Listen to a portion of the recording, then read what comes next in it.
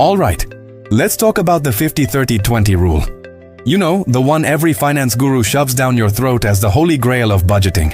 Well, I'm here to tell you that for most people, it's complete garbage. Yes, you heard me. Following it blindly is probably why you're still broke. So, you've been told the magic formula, right? 50% of your income on needs, 30% on wants, and 20% on savings. It sounds so simple, so elegant, almost too simple. And that's the problem. This rule was popularized in a book from 2005. Let me check my calendar. Yep, it's not 2005 anymore. The world has changed just a tiny bit since then. Housing costs haven't just gone up, they've launched into orbit. Student loans are the size of a mortgage on a small castle. And wants? For many, that 30% feels like a cruel joke when you're just trying to keep the lights on.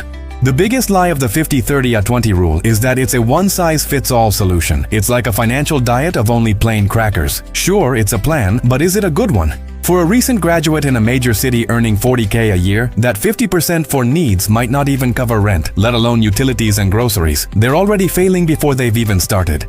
On the flip side, what about someone earning $200K? Should they really be spending 60 grand a year on wants? That's a new luxury car every year. It's absurd and totally misses the point of building real wealth. The rule completely ignores your income level, your location, your debt, and your personal goals. It treats you like a statistic, not a person. So, why does everyone keep peddling this outdated advice?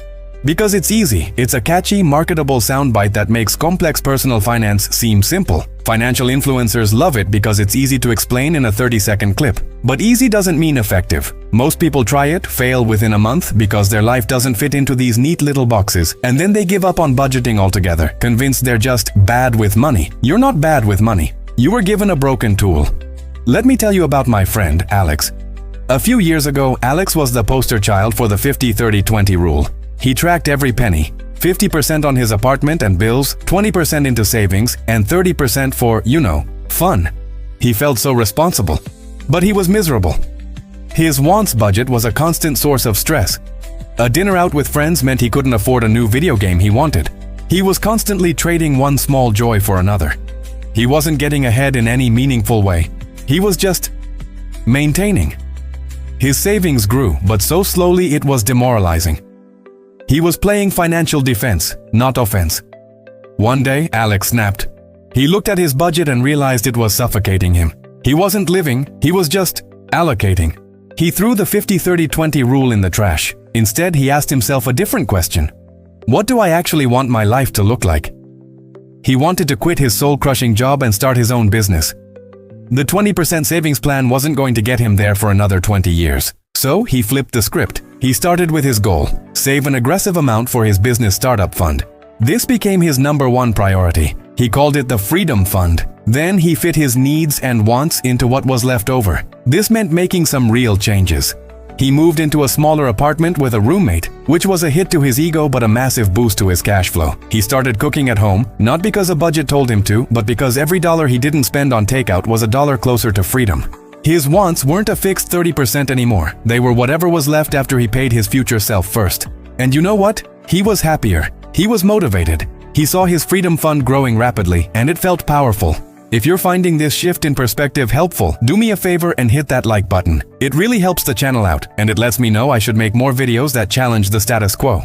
Also, if you haven't subscribed yet, now's a great time. We're just getting to the good part. So, what's the big insight here? The 50-30-20 rule fails because its foundation is flawed. It's based on spending, not on goals. It encourages you to manage your current lifestyle, not build a new one. The real secret to financial mastery isn't about neatly categorizing your spending into 3 buckets. It's about designing your finances around your ambitions. It's a goal-first or pay-yourself-first approach, but on steroids. Don't ask, how much can I afford to save? Ask, how much do I need to save to achieve my goal by X date? And how do I engineer my life to make that happen? It's a complete paradigm shift. You stop being a passive manager of your money and become an active architect of your future. So, what's the practical takeaway? Forget 50-30-20. Let's create your own rule. Grab a piece of paper. First, define your #1 financial goal. Is it to be debt-free? To save for a down payment? To start a business? Get specific. How much do you need and by when? Now, work backward. Calculate how much you need to save or invest each month to hit that target. That number is your new non-negotiable. That's your new 20 or 30 or maybe even 50%. That's your freedom category. Everything else, your needs and wants, must fit into the remainder. This forces you to get creative. It forces you to question your needs. Is that expensive apartment a need, or is it a preference that's keeping you from your dream?